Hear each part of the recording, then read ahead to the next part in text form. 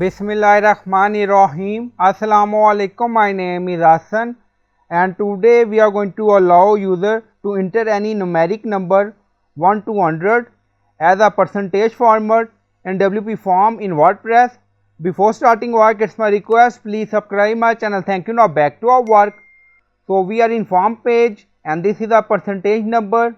So we are going to restrict user to enter any number between 1 to 100 as a percentage. Now go to form builder.